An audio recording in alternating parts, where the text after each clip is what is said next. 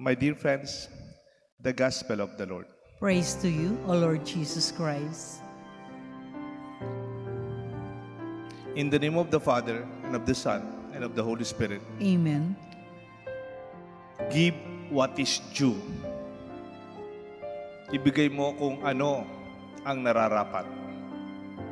Maybe in the Gospel today, what is due is the tax from the temple. Temple tax. Pera yung binibigay dyan. Hindi yung tax ni Caesar. This one is for the tax of the temple. When we give what is due, yung bigay mo yung nararapat, dapat hindi to big deal. Huwag natin gawing malaking problema. Kasi natural lang, kailangan natin. When we give what is due. I'll give you an example. Sa mga subdivisions, marami akong kilalang mga subdivision na pinagmimisahan ko. Minsan, mini-bless natin yung mga bahay. Minsan, nakatira rin kami sa subdivisions na kilala ko. Meron silang common funds. Meron silang subdivision common funds.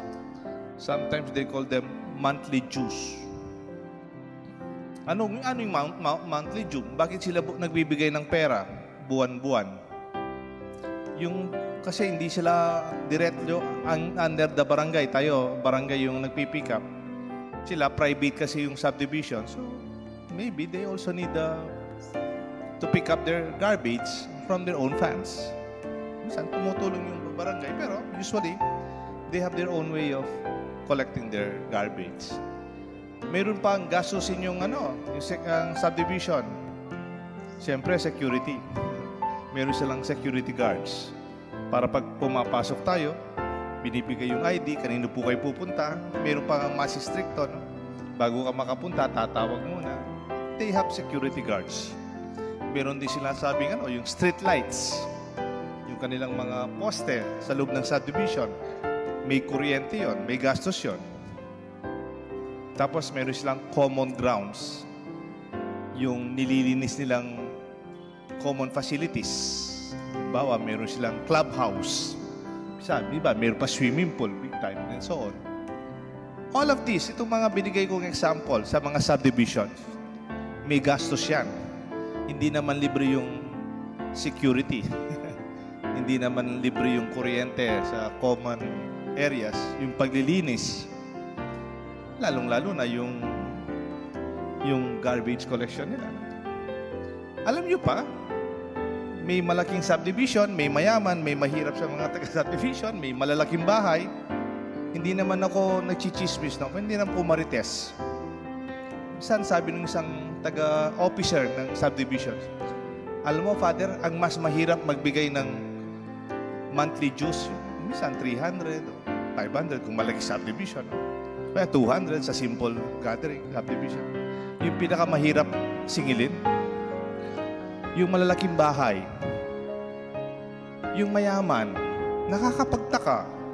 Hindi porke mayaman, they give to the common needs, to the common funds.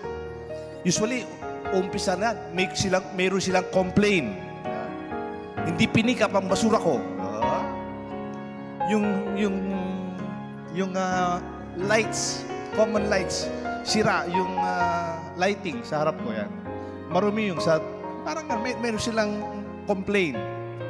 And because of the complaint, they will not give to what is due. Lalo dadagdag yung problema kasi magkukulangan lalo yung pondo kasi hindi sila nagbabayad o hindi sila nagbibigay. Surprisingly, even the rich people will complain and then they will not give what is due to the community. It's quite ironic and sad, isn't it? We have to seriously consider our participation and our responsibility for the common good. Ganon din sa organization ninyo. Meron siguro kayong organizational funds. Tayo, sa parokya, meron tayong parish funds. Sa chapel din, mga chapel, meron silang pondo. Ito hindi naman nahuhulog galing sa langit. Ito yung nanggagaling sa contribution natin. Beyond personal needs, beyond private needs, or even our family priorities, there are common needs. We have to support as good as our own responsibility as members and citizens. We do not live alone. Yung buhay natin, hindi naman kanya-kanya. We need one another. The more that we are entrusted, the more is expected from us. Halimbawa, yung Luke chapter 12:48, sabi, from everyone who has been given much, much will be demanded. And from the one who has entrusted with much, much is asked for. Kung ikaw, mas maraming biyaya nasa iyo, mas maraming biyaya ang inaasahan manggaling sa iyo. Hindi naman pwedeng pare-pareho lang tayo kasi naman kung minsan mayroong nas nakakaangat sa buhay. Hindi mo sabihin, dapat pare-pareho lang. Kaya kung naman, alam mo naman, mas maswerte kasi ibang tao. Why not, isn't it? Why don't we share more? In a way, sa Pilipinas, baka kung minsan ganyan ang problema natin. May kakwento po ako. Accountant, CPA. CPA po ng mga Japanese. Magmula ng gumawa ng, alam niyo po yung SCTEX, yung highway going to Olongapo, Zambales, o Prora, ano. Alam niyo po, Japanese ang gumawa daw dyan eh. At yung mga Japanese firm na contractors, kinuha yung asawa ng kaibigan ko bilang accountant nila. Sabi niya, Father, wala akong problema sa mga Japanese na boss ko. Hindi man mahirap yung accounting. Kung ano yung gastos, yun ang nakalista. At kung magkano yung babayaran, they give what is due up to the last centavo. Hindi man sila, ano yung tawag doon? Elaman tatawad. They don't ask for discount. Though ginagawa nila yan para sa Pilipinas din naman. Of course, they earn. Pero sabi niya, they don't ask. Basta nung lumitaw sa kwenta, magkano yung babayaran sa gobyerno ng Pilipinas, they are ready to pay. Kaya hindi ako na nagpo-problema. Hanggang ngayon, yung mga susunod na mga Japanese companies dito, kinukuha pa rin yung CPA na yun. Sabi ko sa sarili ko, kung parang Japanese kaya tayo lahat, mga Pilipino, siguro wala mang mag-aabuso na tinatawag natin sa BIR. Kasi we give what is due. At hindi tayo matatakot magbayad kasi we ask ano talaga magkano. Pero I don't know where it starts. Nag-start ba sa BIR o nag-start sa mga taong negosyanteng meron? Baka naman, kunyari, talaga naman dapat kung bayaran ganitong amount. Pwede mo na lang bawasan. Bigyan na lang kita. Aha. O pwede namang tinataasan ng mga taga-biyaya. Kaya natatakot yung mga Pilipino. Magkikipag-negotiate under the table. I don't know. I'm not very particular about it. But again, we go back to what is common. Our common needs. Our participation for a better society. Alam niyo po sa mga ibang bansa, they have bigger taxes. Norway, yan. Switzerland, France. Malalaki po yung tax nila. Kaya lang, pagdating mo sa ospital, walang bayad. Hindi mo na inaalala yung pag-aaral ng mga bata. Your security and all your other needs are already taken care of by common services that we pay together. Nakakatawa nga sa Germany eh. Alam niyo po yung Germany, meron silang religious tax. Kung katoliko ka, ni-register mo, makatoliko ka, magbabayad ka ng religious tax. At yung tax na yon, yung tax ng government ang magkokolekta, tapos ibibigay sa Catholic Church. O kung sa Protestant Church o anumang simbahan, kasi doon ka nakaregister. Kaya daw kumisan yung mga ibang German din, hindi na sila nagre-register ng religion nila eh. Because they will be taxed. But it will be given to their faith. And in a way, it's a higher level of awareness of our social responsibilities. Alam niyo po, nung nasa seminaryo ako, naging formator po ako. Naging teacher ako sa seminary. Merong ding time naging director ako ng theology department. Sa seminary, meron kaming basically 4 na department when I was there. Yung high school, pre-college. Noong unang panahon namin, mayroong grade 12 na eh. Grade 12. Sa seminary kasi, bago ka mag-college, mayroon kang formation years. Pre-college ang tawag doon, bago ka maging college. So it's not new yung K-12. Matagal na sa amin yun.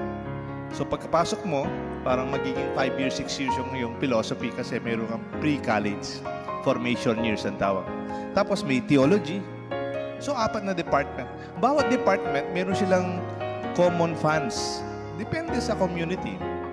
Minsan, 50 pesos monthly.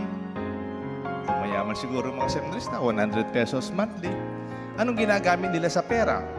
Meron silang pantry, yung parang common kitchen. Bumibili sila ng kape, bumibili sila ng sugar, milk, saan may Milo, pag may pera, may biscuits, meron silang mineral water. So, it's their common funds.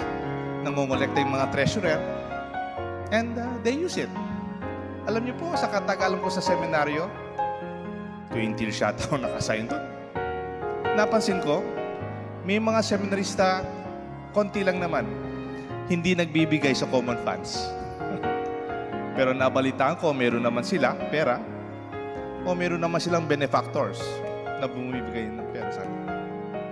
It gives us a glimpse that someday, when these young seminarians will become priests, they will not participate to something that is common beyond themselves. Ang tawag namin sa kanila, free riders. Alam mo yung free riders? Yung makisabit ka mo, sasangkap kang kape pero yung nakaman memye. Itang makikipagkape ka po pa, miminom kang pero nakaman mibiyek itang common funds. Di ba medyo nakakahiya ng konti yon? I think Jesus knew this very well. You enjoy the benefits of supplies available at the pantry, but you do not contribute. We call them free riders. Communities, organizations, societies will not flourish when awareness and sense of responsibility over the common good are not developed in the value system of its members. Sana ang mga bata ngayon, ipairal natin yung pangangailangan na hindi lang sila, meron ding nangangailangan ating lipunan, ating komunidad, hindi lang ating pamilya, ang ating magkakapitbahay. Contribution can go beyond monetary contributions. Hindi lang po pera-pera yan. You can give your time. Pwede ka mag-volunteer. You can give your talent. Kung marunong kang maglinis o marunong kang mag-contribute your time and talent. Di ba po, sa simbahan, meron tayong charity program. Ang tawag niya, Alay Kapwa. Sa Alay Kapwa, which is a church-based charity program for sharing with the needy, it is summarized by sharing our talent, treasure, and time. Tatlong T. Time, treasure, and talent. Hindi lang kahit wala kang pera, meron kang oras, wala kang pera, meron kang talento, you can share an insight to our social responsibility, a sense of social solidarity. Halimbawa, dito sa simbahan, napansin nyo, na Chiang Mai, wala na tayong sakristan. Sa Chiang Mai na lang, tsaka si Rose. Nagtutulungan, at tsaka tayo lahat, nagsisimba. Pagkatapos natin nagsimba, linisin natin simbahan natin, patayin natin mga ilaw. Pag umaga, mayroon tayong backliners, magro-rosaryo. Pagkatapos maglilinis, lilinisin nila. Hindi sila nagsusweldo, pero they share their time and their efforts. Kaya isa po sa mga pinakamalinis na anong tawag dito? Patio ang ating simbahan. Pinagmamalaki ko po yun. That's a sharing of common responsibility. Hindi yung kanya-kanyang bakod. Di ba mayroong expression, tapat ko, linis ko. Okay din naman yan. Ba't tapat mo, linis mo? Ba't di mo pakalinis yung kapitbahay mo? yung whole street, di ba? Ba't di tayo maglinis na beyond our tapat? Ano I mean? A sharing of what is common. What contributes to the common good. Kaya nga sabi ni Jesus, go to the sea, drop in a hook and take the first fish that comes up, open its mouth, and you will find a coin worth twice the temple tax. Give that them, it's good for you and for me. Even Jesus recognized, kailangan tayo magbigay ng temple tax. Out of our work, out of our effort, you get it. Mangisda kayo para may bigay tayo sa... And share something for the common good. Give what is due. May sasabihin po ako sekreto ng Greek culture. No? Alam niyo po yung Greece nung unang panahon is a very small country. Yung pinakasentro nila, Athens. Alam niyo po, hindi sila matalo-talo ng malalaking kingdom like Babylonia, Persia, Assyria. These are big kingdoms. Malit lang po yung Greece. But they are highly educated and they very have high culture. Meron pa nga silang movie, yung 300. Si King Laidus led 300 Greek warriors against the kingdoms. And you know why they have a very strong culture? Hindi po sila matalo-talo. In fact, yung Olympics, galing sa Mount Olympus, which is in Greece. Yung palakasan ng katawan, their exercise, they're very conscious already. But there's a higher level of consciousness. Ito po yung expression ng Greece. I would like you to imbibe it. What is common is personal. And what is personal is communal. Pasibaywang kaya po. Wala sa outline ko ito. What is communal is personal. And what is personal is communal. Kaya pala yung Greece, they cannot defeat them. It's a very strong tie-up between what is mine is ours and what is ours is mine personally. Halimbawa, bigyan ko kayo ng halimbawa. What is communal is personal. Kung minsan nakakayaman sabihin, yung pinakamarumi sa Pilipinas, yung communal. Communal CR, communal road, yung daan natin. Yung communal park, napapabayaan. Kasi nobody claims to be responsible. But for them, what is communal is personal. Sa akin din yan. Sana dito sa simbahan, mga bata, they feel sa atin yan, ang simbahan na yan, sa atin yan. Para hindi na tumaas yung presyon ni Chingrina, potang masisira la rin tanaman. Potang mamyalong la rin anak. Ila mga matereng tanaman. And then lastly, what is personal is communal. Tayo lahat, kasama rin. Halimbawa, nag-birthday si Lola, 95 years old, si Lola, kapitbahay mo. Sasabihin mo, napakilam ko diyan, siya naman nag-birthday, hindi naman ako kamag-anak. Pero kahit personal yung celebration, parang kasama na rin. It is something communal that we share. O kaya, pwedeng pumasa sa board ang anak ng kaibigan mo dito sa parokya natin. That is a personal celebration. Pumasya sa board. O sa pamilya siguro, masaya sila.